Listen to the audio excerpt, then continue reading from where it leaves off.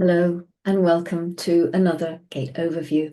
Today we are exploring gate 10, and you can see from the diagram here from the mandala, gate 10 is like pointing straight up. It's like true north, and it is situated in the G center, and the polarity or the opposition is situated in gate 15, and that is directly at the bottom. So this is our true south, and also in the G center.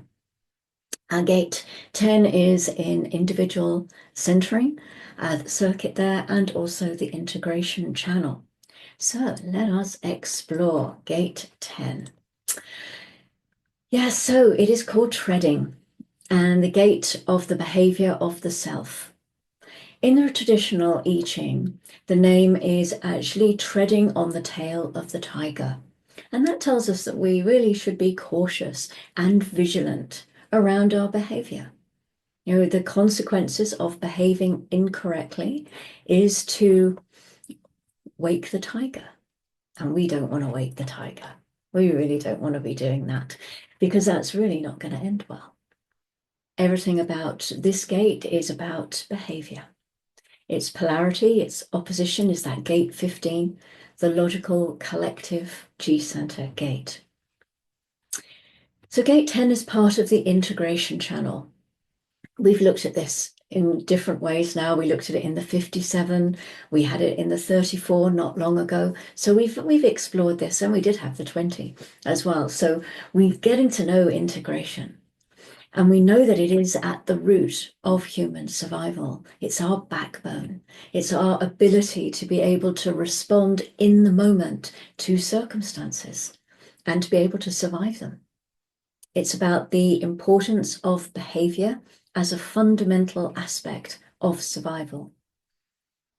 And because it's part of integration, the 10th gate is a very complex gate. It's the most complex gate of the 8 that are in the G center. 3 channels can be formed out of this 10th gate. It is a behavioral bridge which links the centering circuit to the knowing circuit. It is the potential of the behavior of the self. Before this behavior can manifest, it must be guided spontaneously by the intuition of gate 57 from the splenic awareness, and empowered by the sacral through gate 34. And then it can manifest through the throat in the now through gate 20. Treading is a gate of the vessel. It's a gate of love. It is the 10th gate which ensures the perfection of our form and its survival and the conviction which guides it. It's the love of living, the love of being alive.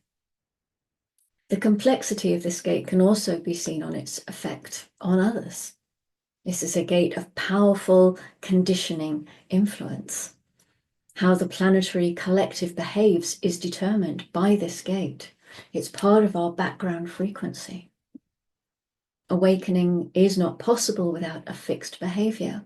The only way is surrender to the privilege of exploring life in a self-conscious form. The channel of awakening, the 10 to the 20, is the oldest of our 3 mystical possibilities. The first and foremost initiation is to recognize who we are. This channel is perfectly illustrated by the inscription over the Oracle of Delphi, "Know thyself," and by the Shakespeare quote, "To thine own self be true." Awakening is not a commitment to becoming something. It is a commitment to being oneself now. The mystical love of this vessel gate is the love of the self as it is in the now. This is awakeness. In the 11th gate of peace, the gate of ideas, we saw that when you get to the 6th line, you get the recognition of the transitoriness of ideas, and you come to grasp that for human experience, an idea can only be of value if it can be integrated into our behavior. And of course, that leads us here to the 10th gate, this gate of treading and the behavior of the self. Like all the gates that are involved in integration channels, you are, or the integrations, it is the integration channel, isn't it? Yeah, it's not a circuit. You're dealing with a complexity in each of these gates, each of them. And they are different from other gates in the system. Each one has its own way. And it's for obvious reasons, of course, because each one has 3 harmonic possibilities. And this leads to a complexity in both the gates and in the lines of those gates. Now, if you have the 10th gate active in your design in a defined G center, the behavior of others, if it is not correct, it can really be disturbing to you. And the perfection of your own behavior is a real goal. And yet the ability to act correctly, to behave correctly, is going to be dependent on the capacity of each individual to follow through on their strategy and to honor their inner authority. The headline in the Rave I Ching says the underlying code of behavior which ensures successful interaction despite circumstances. It is the ability to be able to integrate with the world. And the 10th gate is deeply significant in terms of being a role gate. The roles that are all about how we can operate in the world as ourselves. And in that to discover the higher mystical potential of the 10th gate, which is to recognize and accept self-love. The underlying code of behavior. Code here is a kind of genetic catchphrase. We have a code of behavior that is imprinted in us at a very, very early moment, inside of us, in the structure of the form that we are going to be endowed with. Something that we can see in the gestation period when we look at the first 88 degrees of the sun. The headline continues, which ensures successful interaction despite circumstances. Everything about behavior is what makes life easier. The moment that you are not being yourself, life is automatically going to be more difficult for you. What's so interesting about it is that, generally speaking, and certainly before we come into design, for the most part, we are so used to our behavior in its incorrectness that we think it's normal. And we think that there's nothing wrong. Well, there isn't anything wrong with it, but we just think that that's how things are. And then when we come into design and we realize that there are other ways, it's like then we can look at it through a different perspective. The more you are yourself, the stronger your capacity for survival in this life, regardless of the circumstances. To be yourself is the greatest success. To love yourself, wow, that's an incredible thing. And when the 10 is connected to the 20, to be yourself is the opportunity to be awake in the now, in this world. Every single line in its structure has a code of behavior, and they all support this as that potential. That code of behavior they're all seen through the 10th gate. This is really a gate to pay attention to. I've mentioned genetic continuity from time to time as we've journeyed through these lines together. There are certain gates where, if you look at the lines, they represent archetypal descriptions, of the way that line functions. And in the 10th gate, we have a very deep key because it represents our behavior, every line. If you look at the lines of the 10th gate and you match them to the lines of your personality, Sun Earth, and your design, Sun Earth, you have a key into the archetypal behavior for you in the fulfillment of your own purpose. So the 10th gate, it begins with modesty, which is in fact the investigator, the one that looks inward, the one who is able to accept one's place, and at the same time able to examine those environments around it to be able to fit in regardless of circumstances. The first line is almost a chameleon, that ability to be able to take on different behavioral patterns. The second line is the hermit, whose behavior is essentially about withdrawal, but not exclusively. Everybody can look inside of you, and you have to be careful about those who can penetrate into you and take you away from your nature, potentially. The third line, the martyr, making discoveries as it bumps through life. The fourth line, well, if you want to understand fourth lines and the nature of a fourth line, look at the behavioral code of the 10-4, the opportunist. And then you can see the opportunism that is built into all fourth lines. That is the correct opportunity. Sorry, the correct behavior for them is to wait for the opportunity, to wait for the moment in which you are effectively able to externalize your influence. The fifth line, our heretic, bringing practical solutions that may not be exactly what you expected. And the sixth line, the role model, here to be a living example of themselves, for themselves.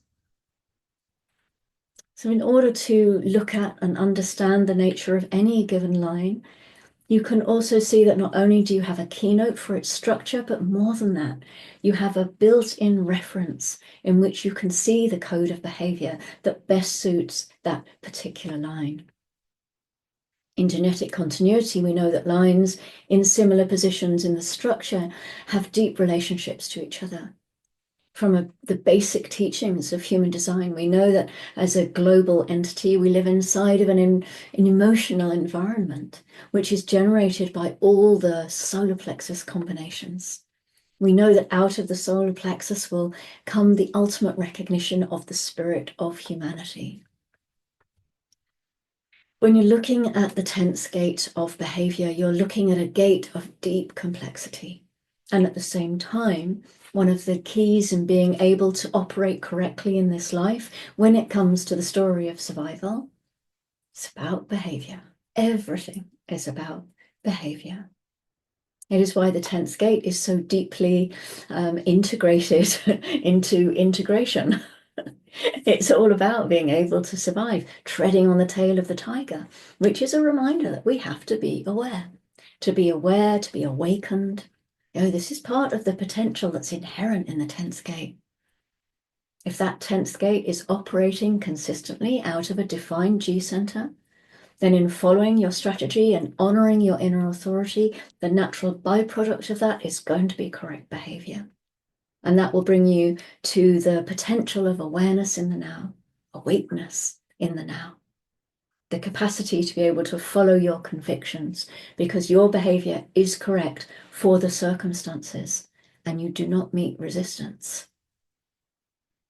If you have the 10th gate active in an open G center, the not self strategy of the open G is looking for love, looking for direction in all the wrong places.